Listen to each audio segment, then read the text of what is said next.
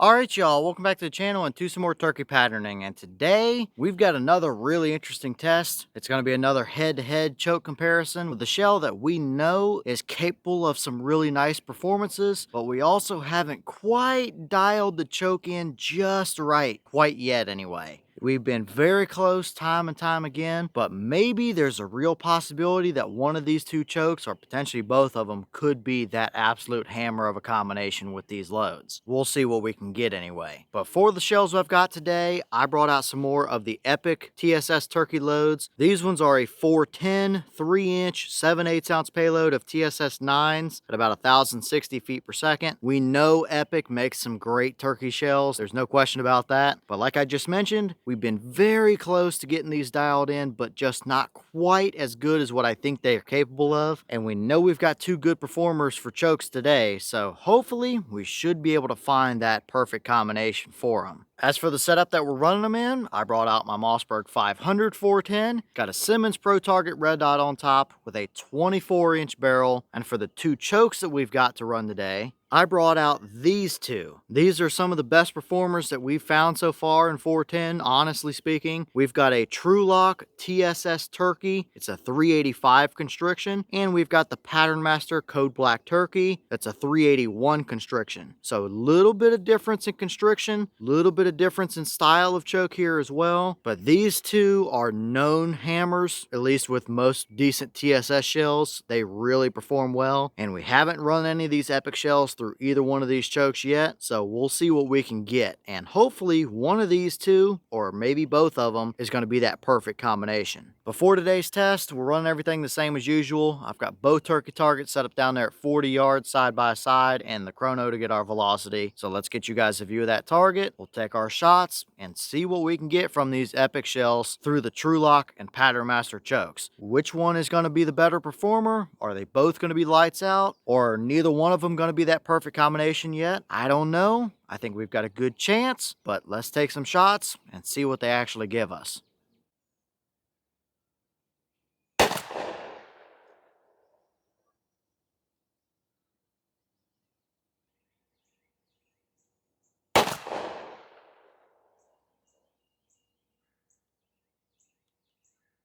All right, so we'll take a quick look through our velocities before we look at our targets. We have a boss claim of 1,060, so these aren't moving the fastest to begin with, although our chronograph is definitely reading a little bit low. This is technically, close enough to the ballpark of potentially being accurate, but it is pretty overcast and cloudy today, so the chronograph may be showing us a little bit funny result, because usually I think these shells have been up in the mid-1,000 feet per second mark. But from the Trulock, we had 986, and from the Patternmaster, we had 932. So consistently mid 900s. So take that to mean whatever you want, although I definitely wouldn't mind to see a little more speed if that number is accurate with today's conditions anyway. But did we get two patterns down there that are pretty nice looking? Let's go check them out and see how they performed.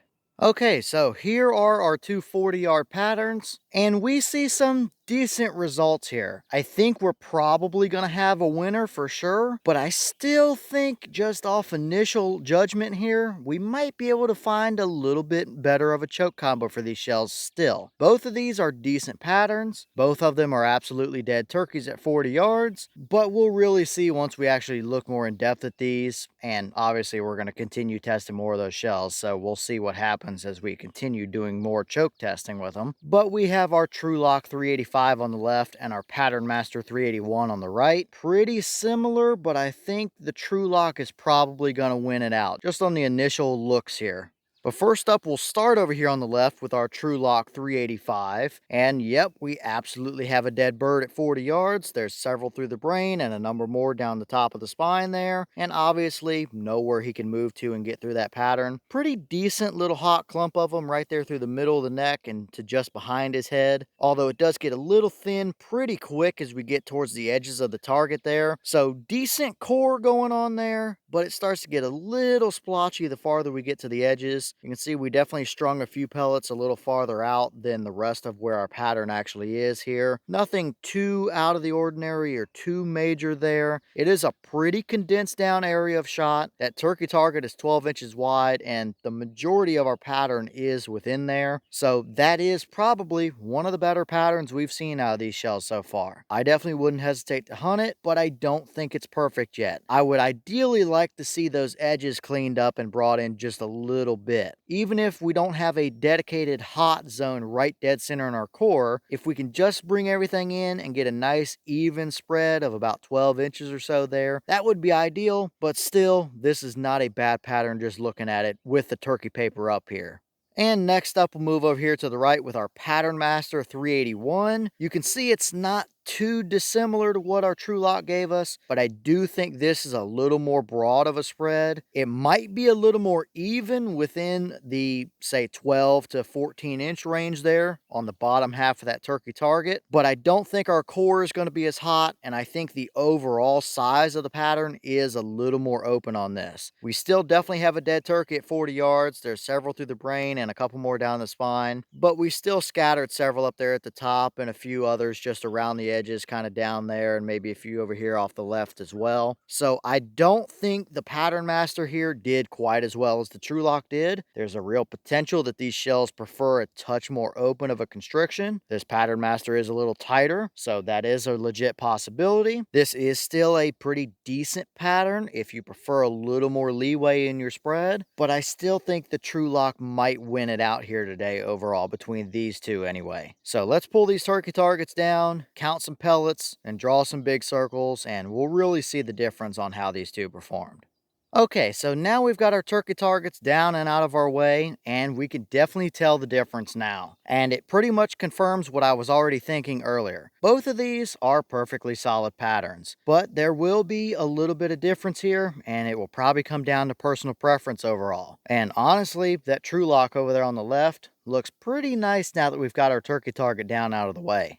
So first up, we'll start with that Trulock 385. We have a 10 and 20 inch circle drawn there. Within the 10 inch ring, we have 152 pellets. Pretty nice even core for the most part. Might have a little thin spot down there towards the bottom, and maybe over here in the top very left corner and the top very right corner, but nothing major there that I'm worried about. That's absolutely 40 yard capable, no question about it. Within our 20 inch leeway ring, we pick up an additional 102 pellets, but you can see it's pretty condensed down. The farther we get to the edges of that circle, the less pellets we have. And we do have some outside of that scattered here and there around the edges, but it's not a ton of them. So nothing I'm too concerned with as far as flyers go. That's just a solid turkey pattern. I think maybe we might have seen a touch better from these shells, but that's probably pretty close to the best we've seen. And we've probably seen better patterns from a few other TSS loads in 410 from other brands and stuff. But I think we might be on the right track here with these shells. They seem to do okay in 385 constriction chokes, and maybe we ought to try them through a little less than 385 as well, because I don't think they've done quite as good when we actually choke them down a little tighter than 385. So that is a perfectly solid pattern. Maybe we can clean the edges up a little bit, bring in those flyers into our 20 inch ring, but ultimately that's a 40 yard turkey hammer for a 410 all day long.